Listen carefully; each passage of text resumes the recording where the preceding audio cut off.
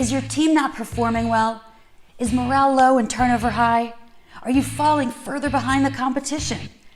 I'm here to help. I'm your host, Shani, and this is the Leadership Show, where business strategy and culture finally meet, and we make the long-awaited shift from rhetoric to results. I promise I'm not your typical boring leadership consultant, and I will help you get your shift together. Let's do this. Hello, Leadershipers, and as always, welcome to another episode of the Leadership Show with Shani. My guest today is super interesting and has shifted in his life in the most untraditional path of anyone I've hosted on the podcast before. So I'm really excited for him to share his journey with you. And I'm going to keep that a secret for just a minute. He joins us from Nebraska, which is another first for the Leadership Show. I've hosted people from all over the country and many countries around the world, but Michael is joining us from Nebraska. We're going to talk today. Michael is an executive coach, as I am, and he's got a couple of really cool methodologies that we're going to talk about.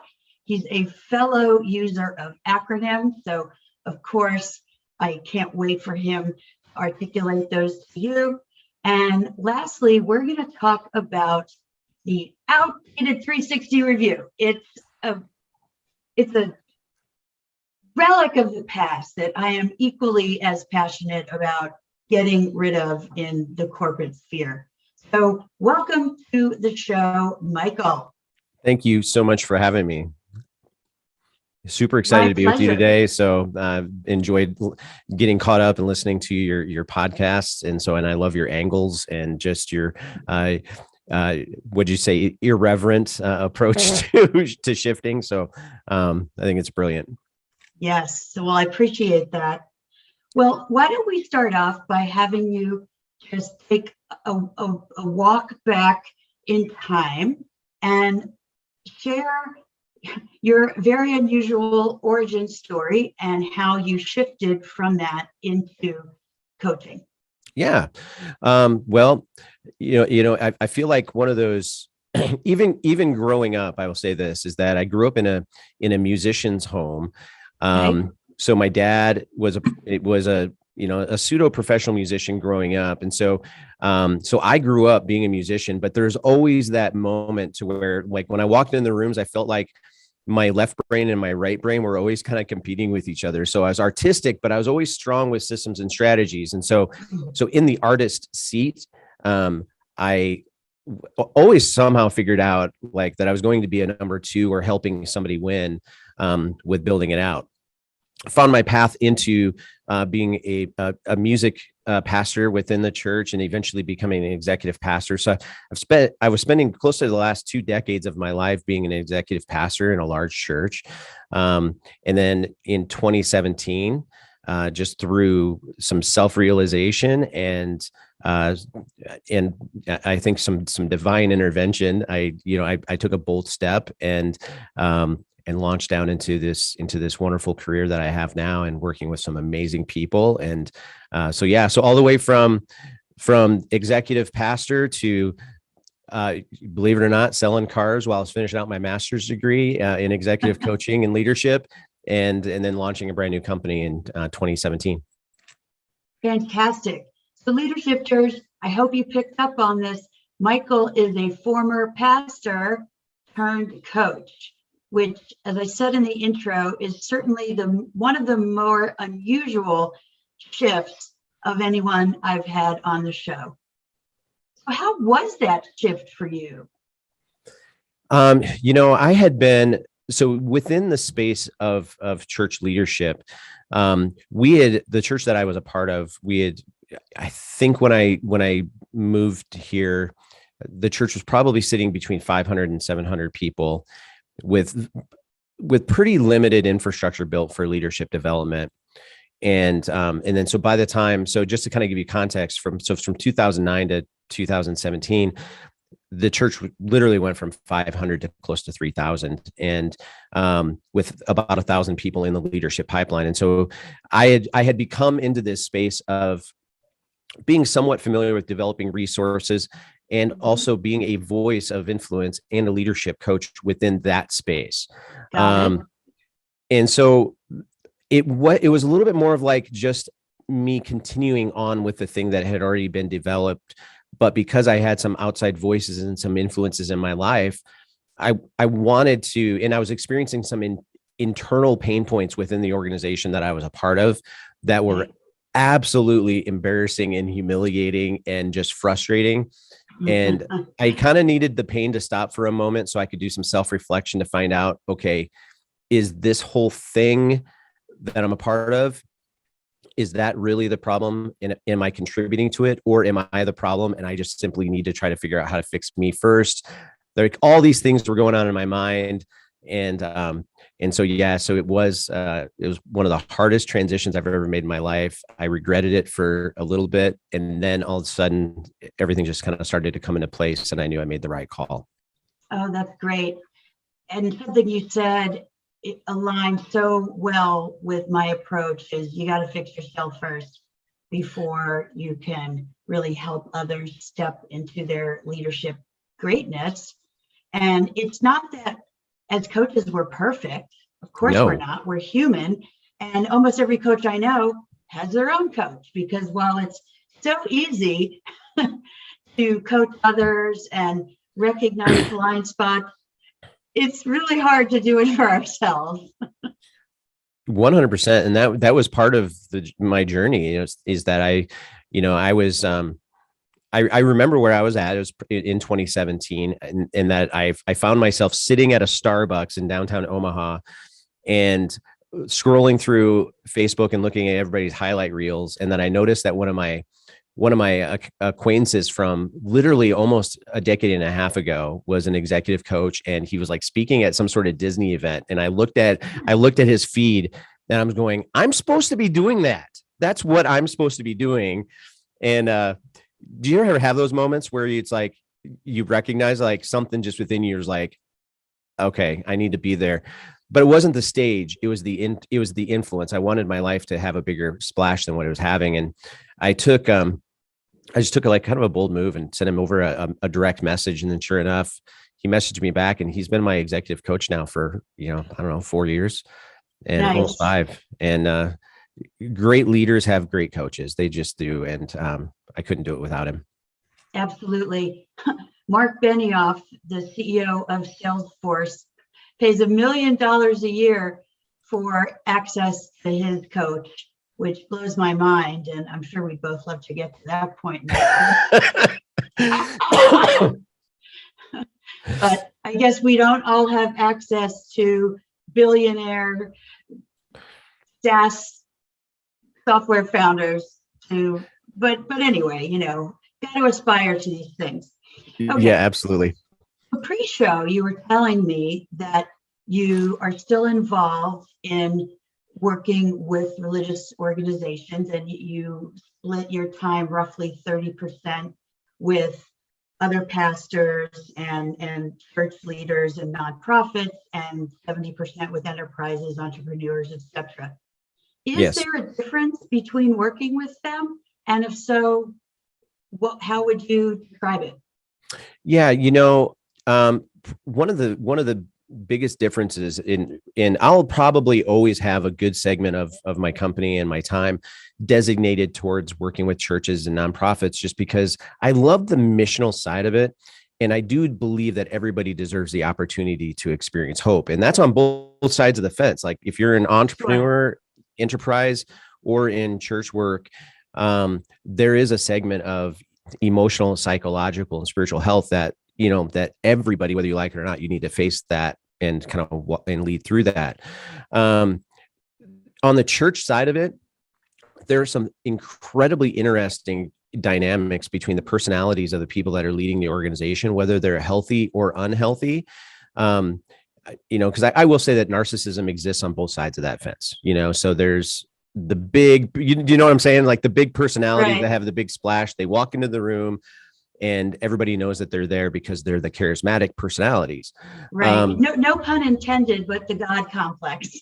Yeah, right. Exactly.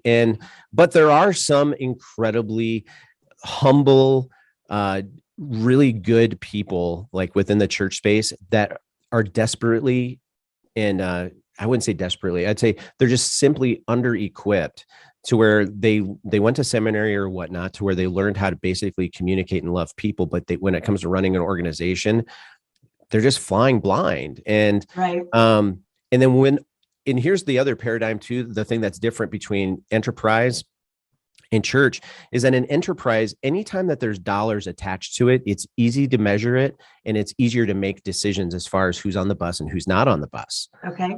Right. In the church world, it's more subjective. And so a leader could technically have some incredibly toxic people on their team or even in their circle of influence, but they get stuck because they don't necessarily know how to make the changes necessary in order to get them into a healthy space, because there's so many, it is so complicated to navigate through the political and through the influential and through the familial environments that exist within that church space. And so that was probably one of the biggest differences that I learned really quick, was that the enterprise, they can and probably should at times, they make decisions incredibly fast based on finances. Church world, they probably need to make some decisions a lot faster, but sometimes they feel handicapped in doing that. Got it. Well, I'm glad to hear, but it's interesting to hear the differences between the two worlds. Besides, you probably can't curse with your church clients. I mean, not that you do, but I'm just thinking more about myself if I were to work with those folks as part of my irreverent. And the fact that I have worked in so many male-dominated industries brings some four-letter words out of my mouth occasionally, and I'd have to filter myself. Right. Well, I mean, so you can imagine this paradigm. So where in one of my segments, I'll be coaching, one of the largest auto industry influencers within the area, and the mentality of the car industry versus a pastoral world. It's, I joke around sometimes where I go from one environment where I'm hearing the F word dropped 300 times a minute to going to an environment where I want to be the one dropping the F word 300 times per minute. So that's the very real paradigm that I live in sometimes. Well, let's move on to some of the creative tools that you use with your clients. The first one I want to ask you about is the T.E.A.M.S methodology, which I love because it is an acronym, and it enumerates some effective ways for leaders who work with their teams. So let's have it. Awesome. Well, the T.E.A.M.S methodology really, and everything that I do is wrapped up around this methodology. So the name of my website is teams.coach. But this T.E.A.M.S methodology really outlines these 5 key principles that really outline almost every single coaching call that I'm on, every single conference that I speak at, every webinar that I do or whatnot. But it really breaks down like this, to where the first one is just identifying targets. Have we been able to clearly identify what we're trying to accomplish, and do we understand what we're trying to, how do we win? What does the target look like? The second one, the E, stands for engagement. Now, there are 3 different levels of engagement that when we start talking about the 360 review here in a little bit, I think that you'll get a kick out of this a little bit, just because with engagement, emotional intelligence, it needs to take a higher level of priority within the workspace now. And so I think it's probably going to be one of the most relevant things we talk about for the next decade, at least. But the 3 levels of engagement. So how am I engaging with myself?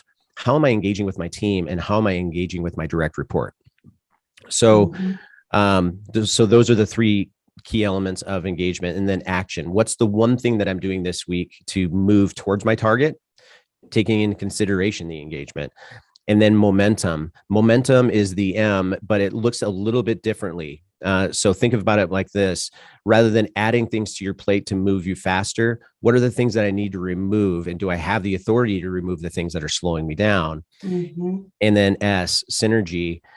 This is where everything is working well. And have I actually created a value paradigm in my organization and even in my personal life to where I can stop, smell the roses, and celebrate the wins, whether they're micro or macro, with my team and with those around me.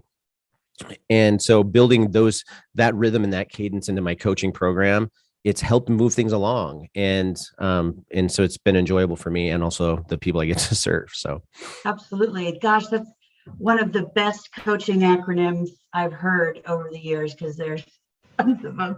Everybody likes to name their coaching methodology something different. And I really like that. It's very straightforward and aligned with many of the coaching tools that I use with clients too. So thank you for sharing that with us. Yeah, thank you. So let's go into 360 reviews, since we've alluded to it a few times. Let's stop alluding and start talking.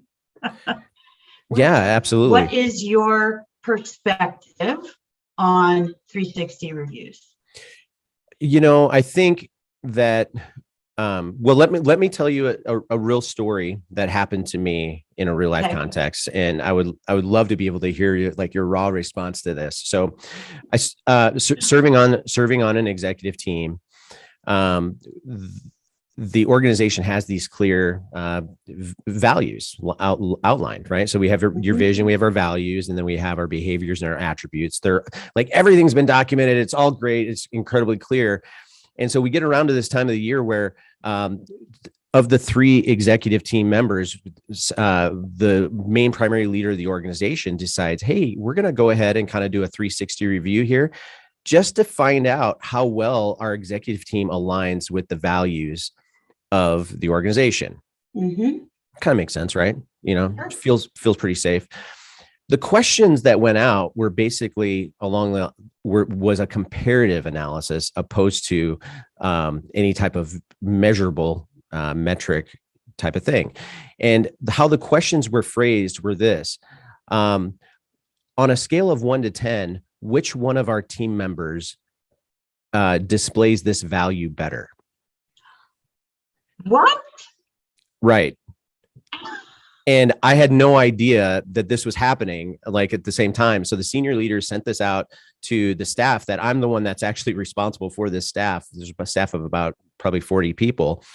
And the next thing that I know, I'm sitting in this room looking at this PowerPoint presentation showing me how the other 2 leaders, who are very, very, very big charismatic leaders, on this rating scale, to where it's like, when it came to these 5 key values of the organization, to where it's like, basically, okay, I'm the unpopular kid in the room because I'm the one that's actually building the systems and structures to keep this thing growing and to keep it moving forward. So it became this popularity contest, in which, led to some absolute humiliation and frustration, at the end of the day. And so let's start there. How do you like that? And which value of that organization did that approach align to? Dun, dun, dun. Sarcasm. Yeah, absolutely. It didn't align to a value, but it did it did align to the what I call passive toxic culture that exists sometimes in organizations. And, some people actually might think that they're intending well, but sometimes even our best intentions can be disastrous and cause people harm. And in that situation, I can actually pinpoint back to that date when that happened, to where I started a downward spiral emotionally and psychologically within that team. And man, I just, that was kind of like where I went on a mission, going, if there's one thing that if I can contribute to organizations that I serve outside of this type of thing, if I can figure out some quality feedback mechanisms that actually elevate personal relationship, critical feedback and critical thinking, and then changing mindsets and, well, what you'd say, shifting mindsets internally to help people raise their leadership lid, I'm all about it. Right. But do you know the origin of the 360 review? I'm not sure I do. This thing goes all the way back to World War II. So the very first documented case of the 360-degree review comes from the German army. And they would use this during World War II to evaluate the performance of their senior officers. Well, And let me just interrupt for 1 second and say, when you tell me that 360 reviews originated with Nazi Germany during World War II, I talk about a raw reaction. I'm Jewish and I lost relatives in the Holocaust. So oh my, that is beyond anathema for me to hear, and is yet another reason to test 360 reviews. well, well, thank you for sharing that too, by the way. So I'm really thankful that, like, from this point on, I am going to be a part of your story forever, because you're going to think back to this moment when you found out that such a huge violation happened. Oh. And so that's massive, right? Wow. So, and that's been Snopes, right?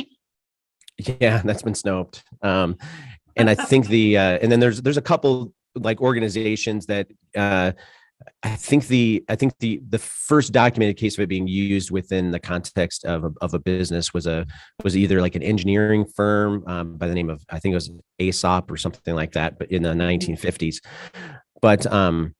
But yeah, so going all the way back then to like the 1950s, World War II, et cetera, this thing came into place because the fundamental idea still is incredibly strong and relevant. What do our team members think of our senior leaders? Mm-hmm. That's or what do our peers think of me? How am I performing in my space? Does my influence actually impact those around me in a place that moving our organization forward? I think all of those things are very relevant conversation pieces. Okay, fast forward to 2021, 2022. We've heard about terms about woke. We've heard terms about cancel culture. We've heard all these different things that have gone on. So now I'm in a space to where I'm coaching leaders that have thousands of people within their organizations, or I'm helping an entrepreneur get off the ground, or I'm working with a pastor who literally is living life by a popularity contest. Every single week he gets up on the platform and he's going to talk about something, and somebody's going to leave a note in the offering basket letting him know how amazing he is or how much they hate him. And right, or the senior leader that's trying to roll things out and understanding that now they have all these different HR processes in which their only measure of effectiveness is going to be subjective at best. Mm-hmm. And this is absolutely now in 2021. I would say 2022, right? We're into February now. I know it's hard to. Yeah, exactly. It is. But no, I think just because it's not just a think thing, I want to make sure that when you hear me say the word think, there are so many documented cases in which this 360 review, it's not just ineffective, it is dangerous. Mm-hmm. And the fact that we've actually allowed this development utility to continue on. Now there's other options out there, but what's your lens that you're looking through? What is your perspective and what is your motivation behind it? And I think that's the key. I started with that painful story about what I experienced being on that team when that senior leader sent out that survey in a 360-degree review package, right? Mm-hmm. The motivation behind that wasn't for us to get better. The motivation behind that was for the senior leader to look amazing. Mm-hmm. And that is what happens a lot. And that's why it's dangerous. Right. Well, absolutely bias going into those questions. That's just unacceptable. And that's part of what makes it dangerous. I know when I think about 360s, one of the things that for organizations that still do use it, and I'm unable, at least now, to convince them otherwise, we'll at least talk about how to avoid some of the dangers, which one of the highest ones to me is speaking about culture, it's the what have you done for me lately culture. And so the 360, while it's supposed to encompass half a year or a full year in many organizations, people don't remember the peaks and valleys of the year that's passed, and most of them are just thinking about recent, but there's recency bias, and that's just unfair to the performer, and certainly not a way to help them grow as an individual or to help move the team and the organization forward. I'm curious what other warning Will Rogers signs you see with the 360 besides the ones we've just named. Yeah, well, you mentioned one that leads into another one, is that it's not just recognizing just the peaks and the valleys. It's the idea that on an annual basis, or even a semi-annual basis, excuse me, is that we come back to the idea that we have to evaluate our team members, and that we're going to get accurate data 2 times a year that tells us how our team members are performing. And a lot of times, number one is the lack of familiarity with what the job expectations are in the first place. Yeah. So you don't know what my job is. So why are you evaluating me on my effectiveness?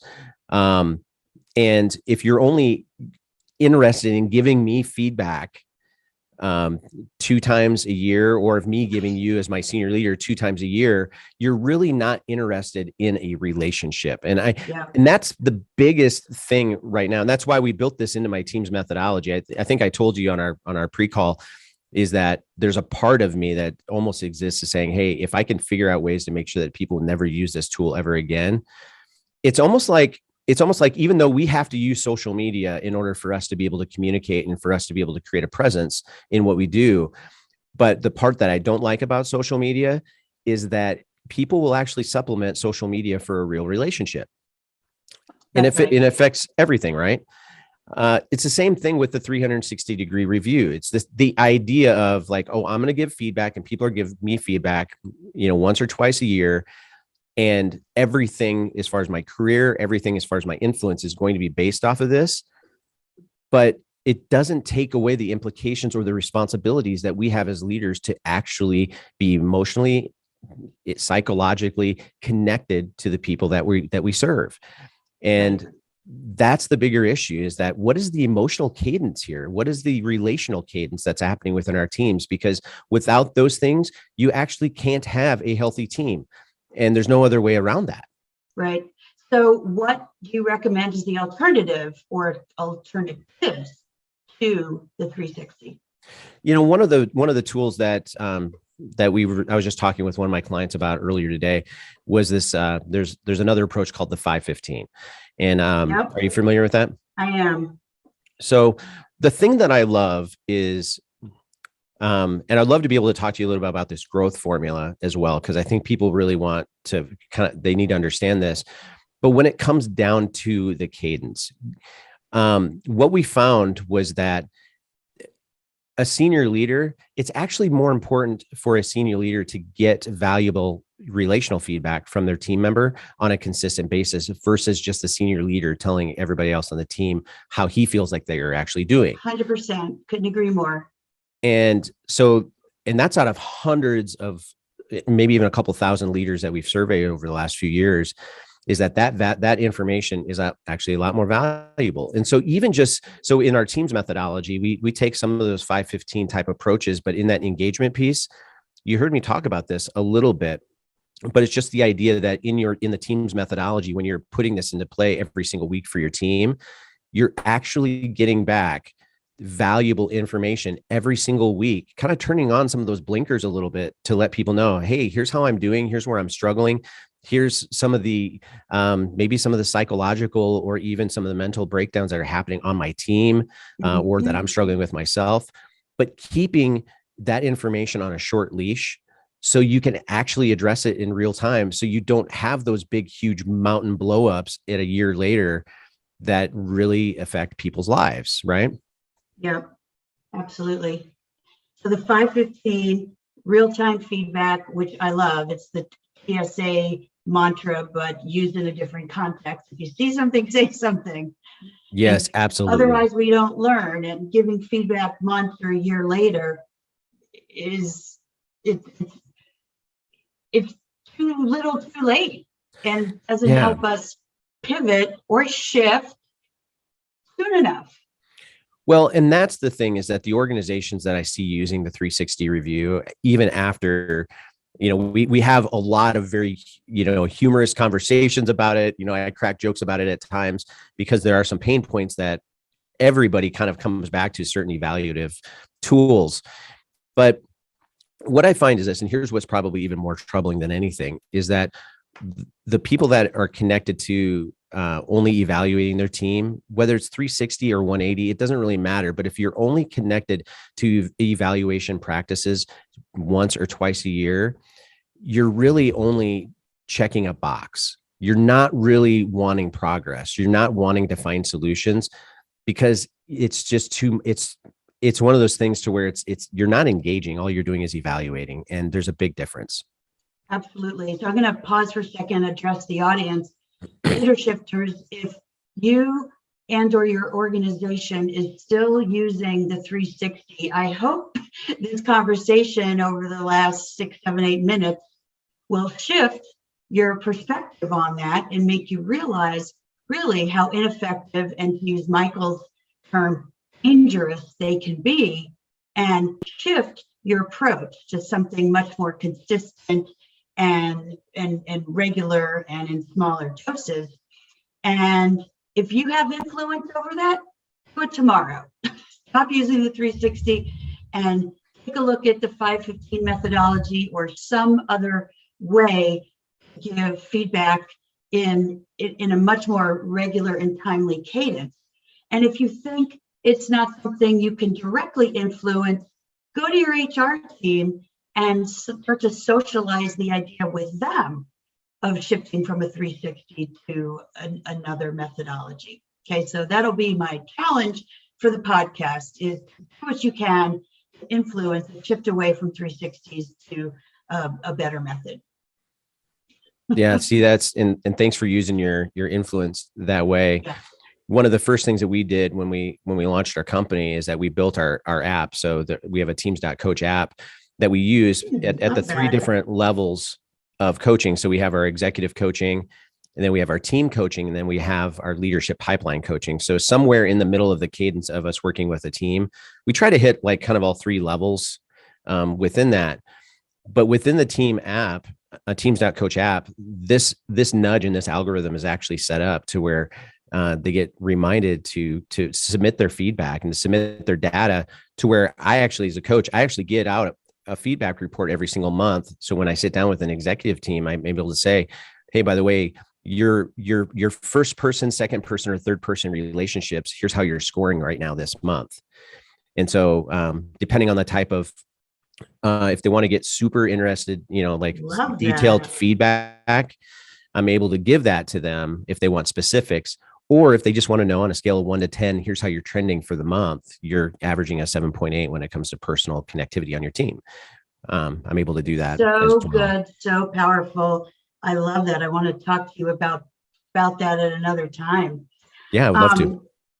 So the last thing I wanted to ask you about was just an article that you contributed to LinkedIn called The 4 Bs of Performance. If you could just quickly walk us through what those are and why they're important. Yeah, absolutely. So just to give you the 4 Bs just right from the top. So the first one we talk about is bullseyes. The second one we talk about is barriers. The third one that we talk about is boundaries. And the fourth one that we talk about is blind spots. So let me talk to you about this, because I think that, and I know without a doubt that when you are addressing these 4 Bs specifically on your team, you're able to unleash things differently because you bring clarity to the, and I would tell people all this, to be clear is to be kind. And we live in a world to where that sounds like some movie trailer or something like that. But we no longer have excuses to be nebulous. Right. Yep. And big so, data. Absolutely. It exists, like we can measure it. And, even some CEOs that I work with, they have a rough time putting a KPI on it because they're experiencing organic success, which is great. But when it comes to your vision, you do have to reverse engineer it and be able to build it. But that first part about that with the bullseye is, does your team member actually clearly know how to identify the win? So if you're having that conversation with them, have them identify the bullseye. Say, okay, according to your understanding, what does a win look like to you and what is clearly expected? You'll actually be incredibly surprised at how few people on your team actually clearly know what the bullseye truly is for their job. So it's like the T in T.E.A.M.S in some ways. Yeah, it very much is. It very much is. But for the sake of us being trendy and marketable and all those things, I shifted to B's because I'm cool like that. I love that too. Like I said early on, I love acronyms and I love alliteration. So works for me. I mean, honestly, it just makes it easier to remember and thus utilize in real time, because otherwise it's just nice theory or a nice poster. Yeah, absolutely. Absolutely. So the second B comes into place when it comes to our barriers. Empowerment is kind of it's a trendy word right now, right? Mm-hmm. But I don't think it should be a trendy word. I just think it needs to be a now word. But we do need to bring definition to that a little bit. And so when we talk about boundaries or barriers, really talking about the things that am I able to recognize the things that are slowing me down? And do I actually have permission to be able to remove them or change them if necessary? Right. That's a pretty big one, right? Absolutely. It's one of the roles of a leader is to help people remove barriers, and whether they're external boundaries that have been inadvertently or intentionally placed within the organization, or the internal barriers to success, that negative self-talk and old beliefs and stuff like that. It's huge. It's huge. Are you an Enneagram person, by the way? Yes. Oh, awesome. So, one of the things we talk about quite a bit is just identifying, are you a framework leader or are you a blueprint leader? Because if you're an 8, 9, or a 1, then you lead with your gut. If you're 2, 3, or 4, you lead with your heart. If you're 5, 6, or 7, you lead with your mind, with your thoughts, right? But what we found out was just along the way when we talk about specifically about those barriers, is that there are specific Enneagram types that literally they just organically feel empowered to remove those barriers. Right. It's almost like I will ask for forgiveness versus permission. Knowing where those people sit on your team is incredibly important, because that will literally change the whole pace of the organization. And then that third one leads to boundaries. So we talk about blind spots, barriers, and then boundaries. Do I know where my authority begins and do I know where it ends? Think about that. Do I know where my authority begins and do I know where it ends? So what do I need to ask for permission for? What do I have the authority to say yes to? So when it comes to our systems, our strategies, our structures, and our personnel, what do I have the authority to say yes? What do I have the authority to say no to? And what do I have the authority to change? Right. That's a big one. And I built that into, I have a delegation model that's called Teach. And one of the steps of that is making sure that people have, that it's very clear what level of authority they have in terms of decision-making, budget, etc. It's so important, and there's not nearly enough clarity on that on T.E.A.M.S. So I love that it's in your 4 B's. And then the fourth one, blind spots. Blind spots. This one is, I wish this was a little bit more catchy, but this one is a little bit more personal on it. But have you ever been blindsided by your organization? Has something? Oh, yes. Right. And so this is where blind spots. So blind spots really has 3 different type of lenses to it, 2 or 3. But that first lens of blind spots is, what are the things that consistently blindside you in your organization, and are you able to clearly identify them? I think that, I know without a shadow, sucker punch aspect of blind spot, right? It is. It really is. But there's also the collaboration side of blind spot. When it comes to my team, Do I know that my team is going to let me know when something is outside of my vision? Are they going to have my back? And then personally, am I able to recognize blind spots within our organization, and am I being heard? So if you raise the yellow flag, and as a leader, you have to get to a place to where trust is. It's like Lencioni's, 5 dysfunctions of the team, right? So trust is this big foundation, but when it comes to trust, there are so many different things that come into the play of that one singular word. And when you have leaders that are sitting in the right seat and you've been clear with them, if they raise a yellow flag that something could be dangerous for the organization and you're not listening to them, or at least considering it, you're taking credibility out of your culture.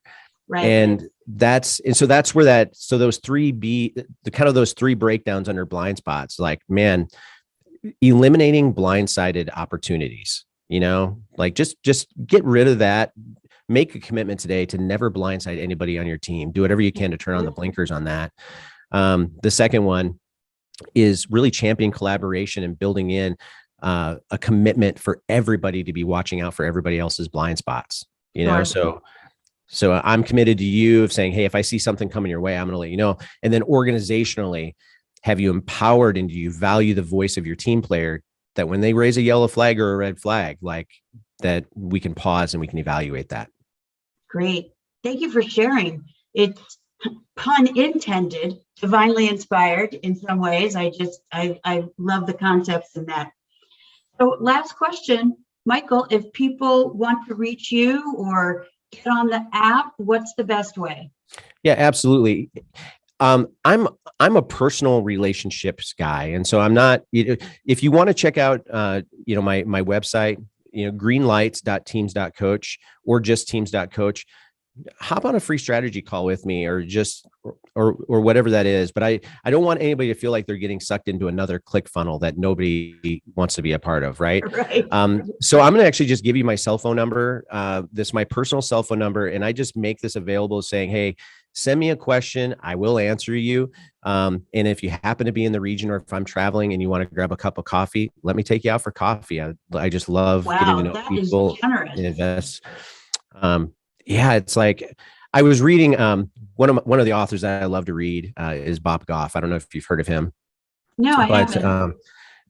It's a little bit more of just self-leadership type of things. And I remember reading one of his books. I think it's called Love Does. And he put in the back of his book his personal cell phone number. And I thought, I want to be that type of leader. I want to be that type of person that just, is here to serve our world and be able to make the world just a little bit more of a approachable space. So anyway, but here's my cell phone number. It's area code 763-245-4984. So again, that's 763-245-4984. All right. I will put that in the show notes. Absolutely. Yeah. So send me a text message, any leadership question. If you want some free resources on the team methodology or the app, I'll get those to you. And if you're in the area, we get to go have some coffee, and that'll be great.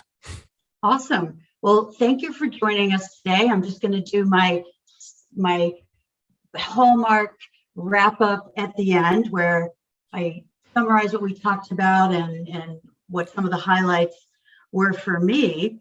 So first of all, I love how you pointed out your left and right brain. You had the musical side and you had the strategy and tactical side. I think a lot of people share that trait and don't fully utilize one or the other.